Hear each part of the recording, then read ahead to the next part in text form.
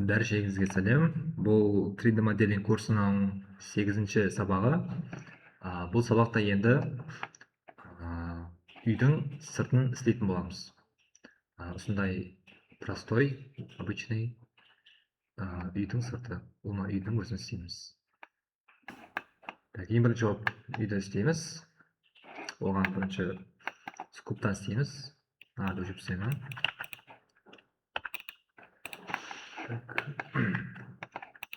Бұл сабақта прямо көрсетіп кетемін.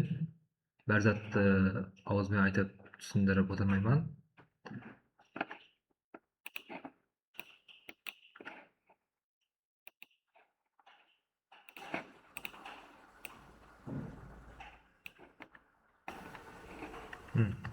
Бірінші қосып жіберуім керек екен. Screencast case. Сосын қосып қоямын.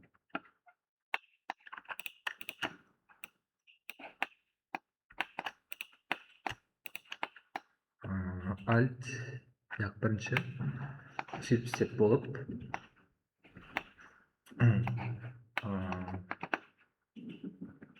шифрны істеу үшін осыны копиясын шығаруым керек. Shift D орнына қайтарамын. P selection. Осындай жерлерді ауызша айтып кетемін. Ажыратып болып edit модқа өтіп, осы жерді объем беремін. Alt E. Эстасам түзеленеді.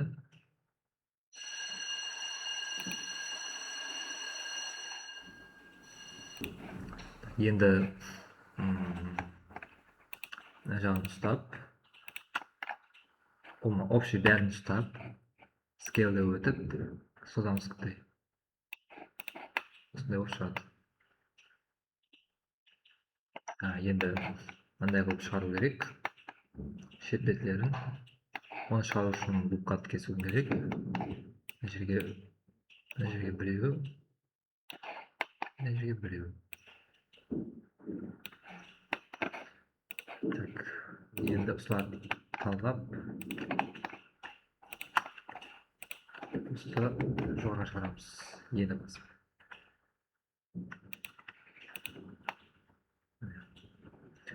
Енді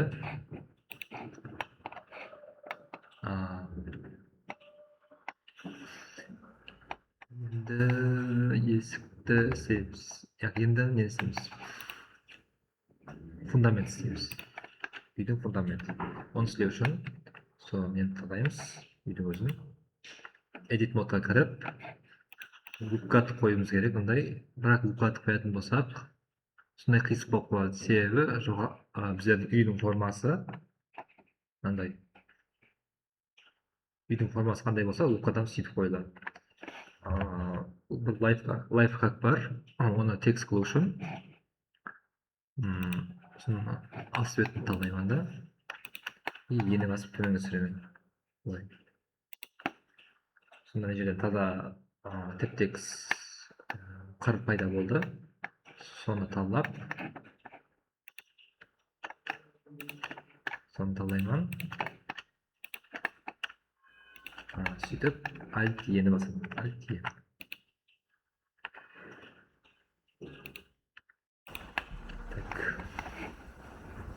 Енді есікті істеп көрсетемін.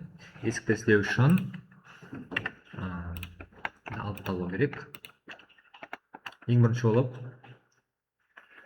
мына жердегі екі үйін қосып алу керек бір-біріне. Екі вертексті бір-біріне қоспасақ, мына жердегі қисық болып қалады. Так, оны қосу үшін екеуін талдаймын былай, сөйтіп клавиатурадан Ж-ны басамын. Ж деген кнопканы басамын. Бастым, екі қосылды. Екеуінің ортасында тағы бір вертекс пайда болды. Енді лупкатты қайта қойып көремін. Енді текст болды лупкат. Ар жақ бетті қисық болып тұр, себебі не бетін қоспадық. Онан екеуін талдап, Ж-ны басамын. Қосылды. Енді есік істеу үшін осы екеуін талдап, ең бірінші болып ажыратып аламын. ой мынау мына кетіп қалыптырмыз. Артқа айтайын. Ctrl Z. Мен жаңа мына беттен талап қойған екенмін.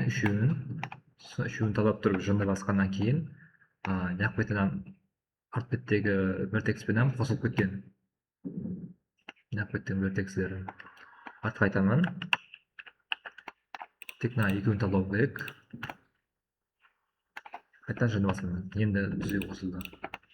Так, енді осы екеуін таладым. Ажыратып алуым керек. Құрғысын ажыратып аламын. Так, P selection. Сондай болып, ашық болып қалу керек. Ортасы ашық болып қалады. Енді edit модқа өтіп, мынаны талап, ортасын талап, Ctrl B. Сөйтіп, есіктің формасын шығарамыз. Bevelмен. Енді loopcut қоямын. Так, loopcutта мен қазір мына жерде пайдаланбаймын. Енді клавиатурадан пайдалануға әрекет қыламыз. Клавиатурадан loopcut пайдалану үшін Ctrl-ды ұстап тұрып, R-ді бір басасыз. Сонда loopcut мындай пайда болады. Так, алып мына жерге біреуін қоямын. Примерно жерлер. Loopcut қойып болдым. Енді есіктің өзін шығару керек. Осыны талап, E менен алдыға шығарамын. Кейін I менен, I дегеніміз ол insert face. Так, I шегізімен, сөйтіп E мен артқа тартамын. Сөйтіп I кіргіземешке, сөйтіп scale менен айнаның кішкентай айнаның формасын шығару керек. S, Z былай кішійтемін. S-тің өзі G, Z жоғары көтеріп қоямын. Енді қайтадан E менен шығарамын былай. I, E. Есік дайын болды. Тек есіктің ручкасын істеу керек. Оны істеу үшін таза объект шығарамыз. Add mesh цилиндрдан істейміз. Так, G, Y шығарамын яқа. Размерін кішійтемін. Сөйтіп мына жерге қою керек. Так, оны сразу прям қойып жіберу үшін мына жерге таза лайфхак үйретемін. Так, ол андай. Осы курсорды мына жерге апарып қоюымыз керек. Осы нені талаймын, қырып талаймын. Сөйтіп shift'ті ұстап тұрып S-ті басып тұрсам, сондай меню шығады. Сол жерден курсор to selected'ті талаймын. Таладым.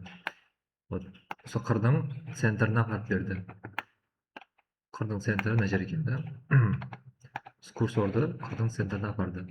Енді объектті басам, сөйтіп Shift S-ті ұстап тұрсам дағы, енді жоғарысындағын талаймын. Selection курсор. То есть талап тұрған объектімізді курсорға апарып береді. Мына курсор to select деді. Ол талап тұрған жерімізге курсорды апаратын еді. Жоғарысындағысы selection курсор. Мына талап тұрған затымызды курсорға апарды. Ручной былай апарып жүрген жоқпыз. Былай деп көп уақыттаған болатын еді. Оны сразу Shift-ті ұстап тұрып S-ті басып тұрдық. И selection курсорды таладық. Енді оны размерін кішійтеміз. Қайырып қоямын. RX90.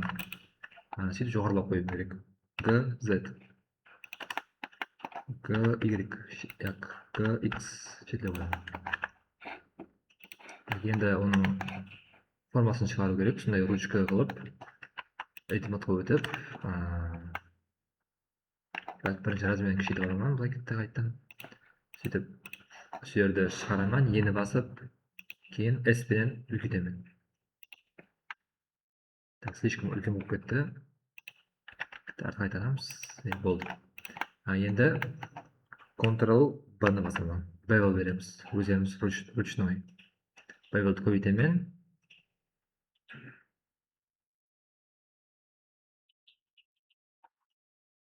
Bo'ldi.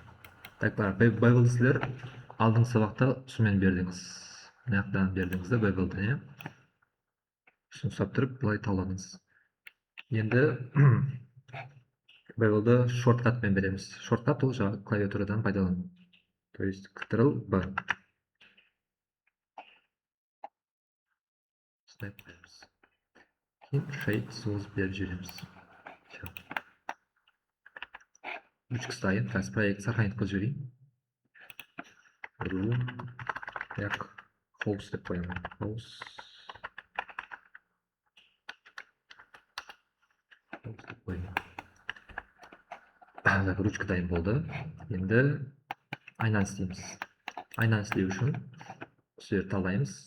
Edit модқа өтіп, мына жерден айнаның формасын шығарамыз. Так, мына select box талап қоямын. Айна формасын шығару үшін айды басамын, ішегі өзіміз ұнайды. Енді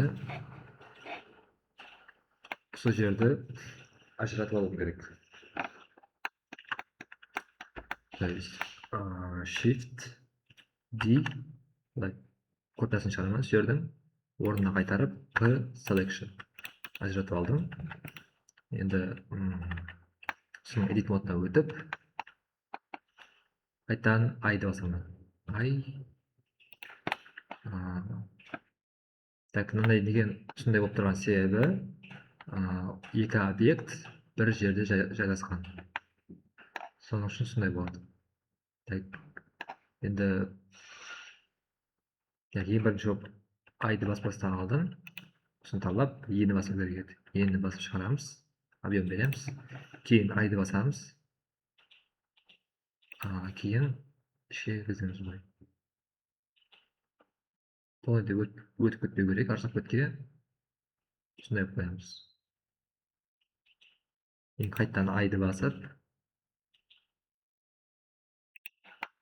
айды басып қоямыз қайттан. Енді айнаның сондай крестик формасын шығару керек. Оны шығару үшін лукат қоямыз. Ctrl R, бір лукат, Ctrl R, бір лукат. Ешкінің оң жағын басып жіберсем, прям центрға барады. Енді сол екеуін талаймын. Сол екеуін талауым керек бұлай. Альтты ұстап тұрып, соны неге бассам, линияға бассам, өзі талап береді. Айландырып. Shift'ті ұстап тұрып, альтты бассам, екіншісін таласам, сол екіншісінен қосып талайды. Енді сол талап тұрған жерінен Ctrl B-ні басамын. Bevel'ді азайтамын бұлай. Енді ары талауым керек. Онда альтпен таласаңыз болады.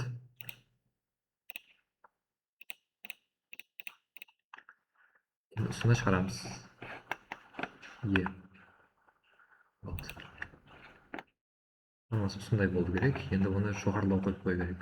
Мына жерде бұрылған жердің ортасында тұрыпты. Соған теңестіріп қоямыз. G, Z.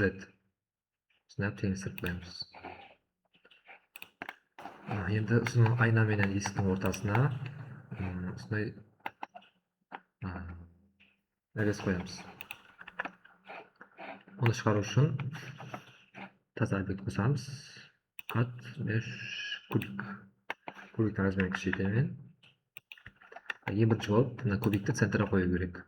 Оны бұлай қолмен қоятын болсақ, туылдан қарап тұрып мысалы. Қолмен қоятын болсақ, текст болмай қалады. Көзге текст болып көрінгенмен, мына жерде идеальный текст болмайды. Ровно текст қою үшін, соны енді талап, мына жерді талаймын. Осы жердегі фейсті талап, shift'ті ұстап тұрып, S-ті басамын, басып тұрамын. Курсор to selected. Курсорымыз сол жерге барды. Енді кубикті талап, shift S, selection to cursor. Ровно жерге барады. Қазір ол ровно по центрі тұрыпты. ровно центрда turibdi. Endi uni төмөнгө түсіріп, размерін өзгертеміз.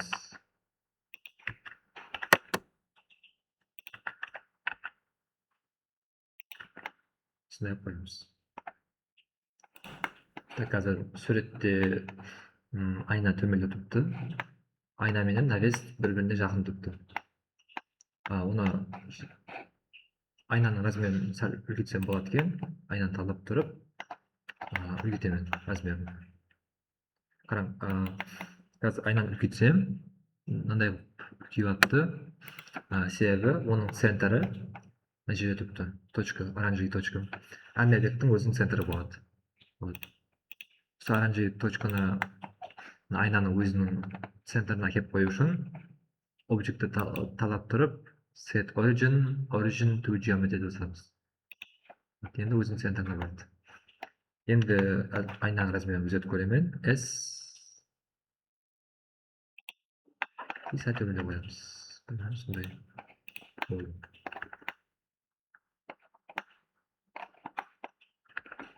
Айна бесікпен тең болып қалды, размерін тіпті кішірейтемін айнаның. Енді слэшті басып обратно өтемен. Енді дымоход істеу керек. Оны істеу үшін шеберді талап, сөзге апару керек. Курсорды Shift S курсор to selected.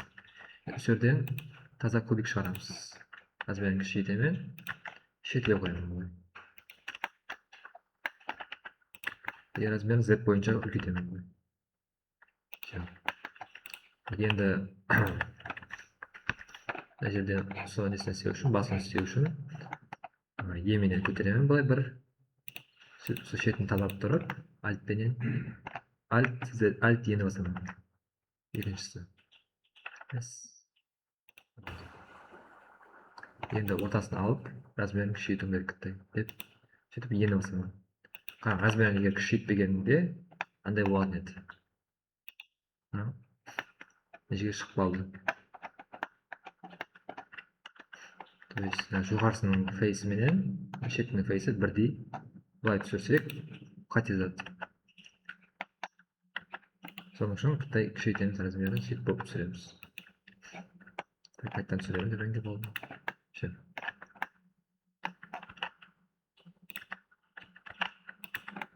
Енді сол үйдің түтін істеп көреміз. Парды істеп көреміз. Парды істеу үшін ең бірінші болып түтін талдап, Shift S курсор select қыламын. Кейін таза объект қосамыз, ол UV сфера. Размерін кішірейтіп, жоғары көтеріп қоямын. Shade соз береміз. Шеттен қарап, сонда суреттегідей қойып алу керек. Shift D, Shift D,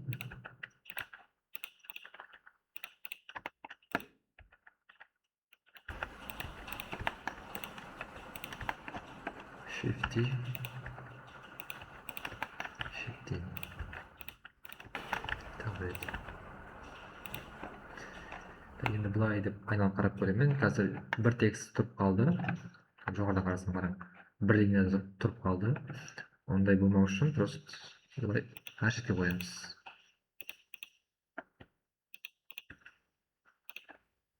Бұлай қарап көреміз.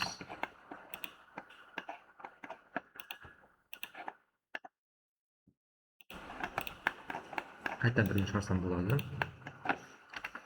Тулдан қарап. Артпетпен қарап. Shift D.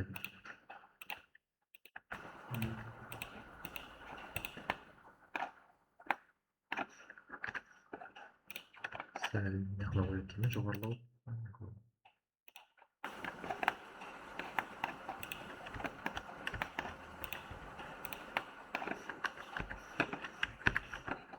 Жерде қою керек. Болды. Так, түтін дайын. Енді үйдің последний элементі ол кирпич. Шетте кирпичтер істеу үшін таза объект қоямыз. Отмеш куб. Размерін кішейтемін. Нешеге әкеп қою керек.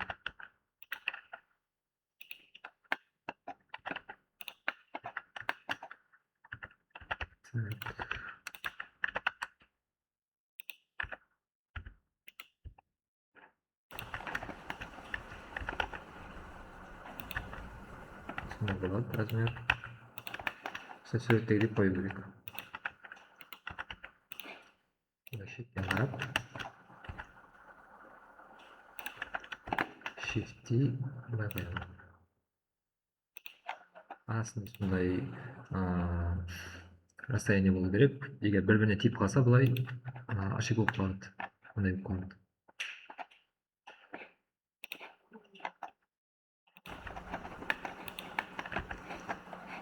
Так, үй болды. Енді жер істейміз. Ең бірінші бәрін талап, аны басып бәрін талаймын. G, Z жоғары көтеремін. Так, бәрін жоғары көтеріп болып, сеткіден жоғары тұру керек. Сеткінің жоғарысына тұру керек. Таза курсорды центрға апарып қоюым керек. Shift S, курсор to world origin. То есть 3D дүнияның центріне апарып қояды курсор. Таза объект шығарамын, ол plane. Размерін сол суреттегі деп көтеріп қоямын. Так, шеттен қарап, бірінші объем беріп аламын. Ені басып. Ені тегіз қою керек үйге. Болды.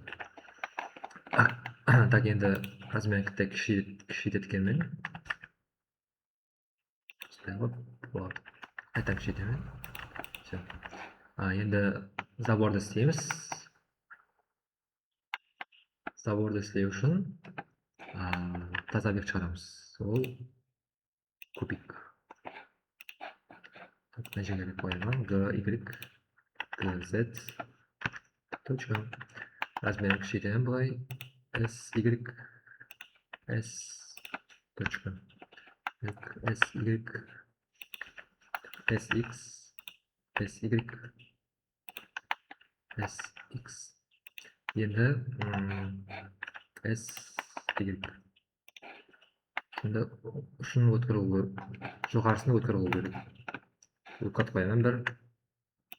Бана үйдің шифрын істегенде қалып істейміз. Просто жерін талап, G, Z. Жоғары көтеріп қоямын. Енді ұсына жерге қоямын.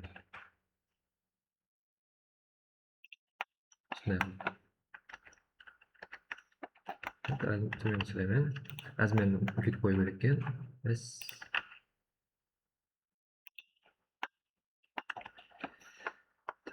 Размері нормально. Қайтадан кітай көйткенмен болды. Так, енді оны бұлай көбейту үшін array модификатордан пайдаланамыз.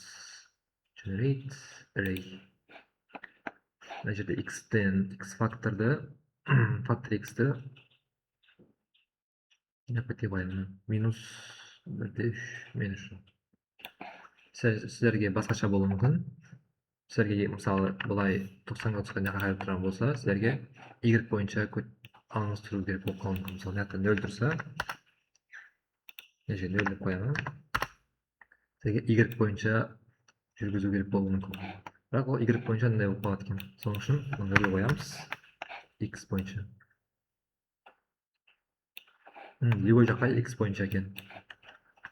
Обратно бұрына қоямын. Так, бұлай деп қою керек. Енді количествосын көбейтеміз. Count деген сан. Соны көбейтемін. Так, азайтамын кіттай. Жоғарыдан қарап, Shift-T, R90. Так, мына центр мына жерде. Сол центрдан бастап көбейеді. Arka kete berет, көбейте берсин. Sonuç için center'da ne koyarız? R 90 aytan. R aytan 90 bo'ldi. Ne koyarım? Endi ko'paytsam, mana yerda masalan ko'payadi. Dальше kete beradi.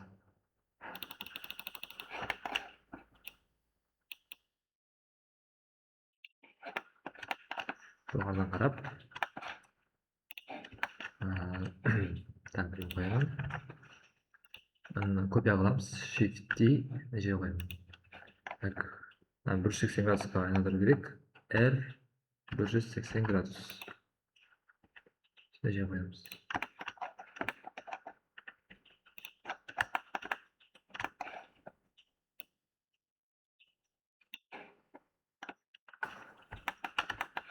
Kopyalayman.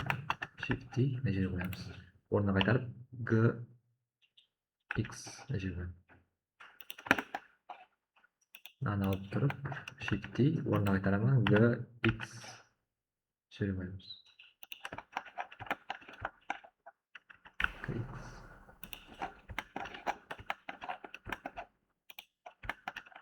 Nani terslab qo'yib kerak. Nani silib qaysisin bilmayman. Sani oldu. Ajaqlama zavor qo'ydik. Endi zavorda ustab turadigan ағаш qo'yib kerak o'rtasida. Оны ishlab uchun tozalab chiqaramiz. Kubik razmerini kichaytiraman. S X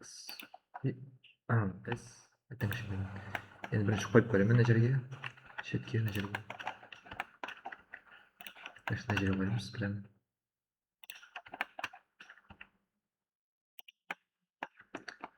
Razmerini kichaytiraman. Sebebi 2 sıyılır.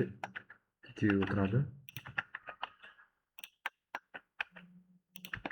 Именно ағаштардың артына тұру керек. Енді мына жерін талдап, move-пенен соссам болады. Move емес, просто G, X, Y десем де болады. Үстіне қайтадан shift-те қылып, неға қоямыз? G, Y, G, X. Мына жерге қоямыз. X. Енді алдымен артқа неға қою керек? G. Shift-те қылдым.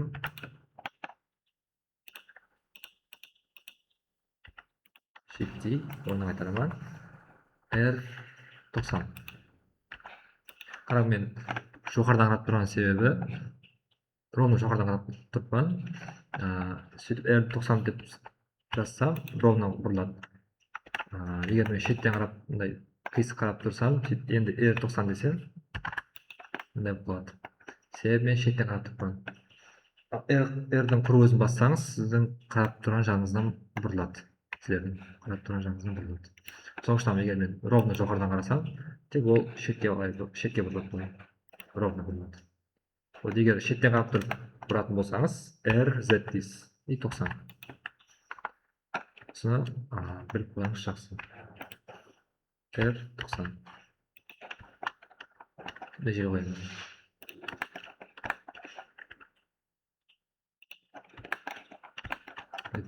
Біреуін азайту яқтайды. Аты қайтарамын бұлай. Қайтан shift-те мына жерге қоямын.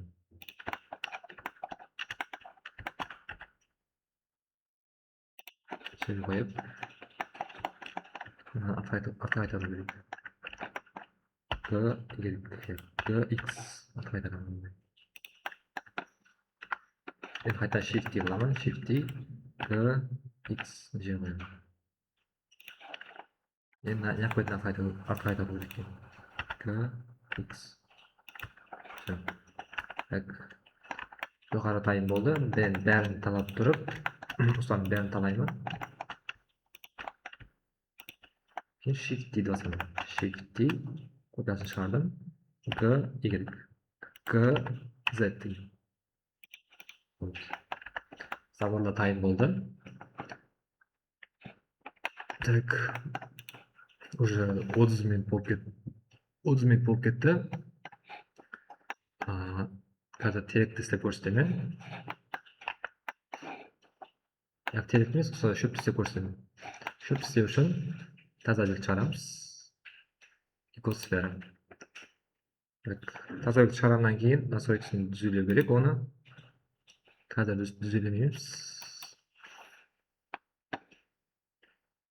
Yaxshi, shu yerdan terakda keyingi saboq ishlab ko'rsataman.